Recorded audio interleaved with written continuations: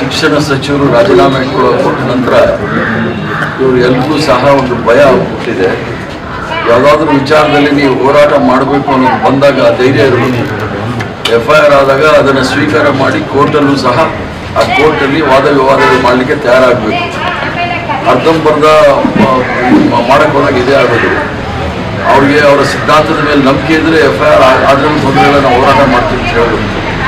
ಇನ್ನು ರಾಮ ಮಂದಿರದ ವಿಚಾರದಲ್ಲೂ ಸಹ ಯಾರೂ ಸಹ ಅಯೋಧ್ಯೆಯಲ್ಲಿ ಯಾರೂ ಸಹ ಭಾರತೀಯ ಜನತಾ ಪಾರ್ಟಿ ಜನಸಂಘದವರು RSS ಅವರು ಪ್ರಾಣ ಕಳ್ಕೊಂಡಿರಲಿಲ್ಲ. ಈಗಲೂ ಸಹ ಇವತ್ತು ಸಹ ಕ್ರಿಮಿನಲ್ ಕೇಸ್ ಪೆಂಡಿಂಗ್ ಇದೆ ಲಾಲ್ ಕೃಷ್ಣ ಅದ್ವಾನಿ ಅವ್ರ ಮೇಲೆ, ಮುರಳಿ ಮನೋಹರ್ ಜೋಶಿ ಮೇಲೆ, ಉಮಾ ಭಾರತಿ ಅವ್ರ ಮೇಲೆ.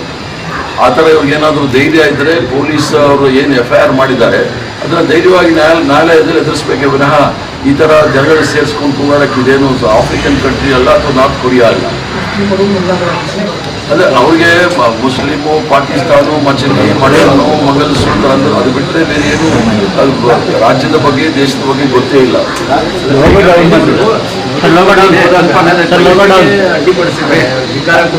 ಪೊಲೀಸರಿಗೆ ಅಡ್ಡಿಪಡಿಸಿದಾಗ ಸರ್ಕಾರಿ ನೌಕರನ್ನ ಅಡ್ಡಿಪಡಿಸಿದ ವಿಚಾರದಲ್ಲೂ ಸಹ ಕೇಸ್ ಬುಕ್ ಮಾಡಬೇಕಾಗುತ್ತೆ. ಆ ಥರ ಮಾಡಲಿಲ್ಲ ಅಂದರೆ ಪೊಲೀಸರ ವಿರುದ್ಧ ನಾನೇ ಹೋರಾಟ ಮಾಡಬೇಕಾಗುತ್ತೆ. ಯಾಕಂದರೆ ಯಾರಾದರೂ ಒಬ್ಬ ಪೊಲೀಸರು ತಡೆದ್ರೂ ಸಹ ಅವ್ರಿಗೆ FIR ದಾಖಲಾಗುತ್ತೆ. ಅವರ ಕಾರ್ಯನಿರ್ವಹಣೆ ಅಡ್ಡ ಹಾಕಿದ್ರೆ ಅದರ ವಿರುದ್ಧ ಅದರಲ್ಲಿ ಕಾನೂನು ಕ್ರಮ ತೆಗೆದುಕೊಳ್ಬೋದು. ಆ ಕ್ರಮ ತೆಗೆದುಕೊಳ್ಬೇಕಾಗುತ್ತೆ.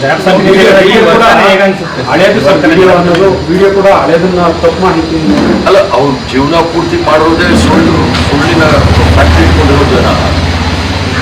ರಾಜಕಾರಣಿಗಳು ಪೊಲೀಸ್ ಈಗ 5 ವರ್ಷದಿಂದ ಜೈಲಲ್ಲಿ ಇಟ್ಟಿದ್ದಾರೆ. FIR ಕೂಡ ಮಾಡಿಲ್ಲ. 9 ಕಾಲೇಜ್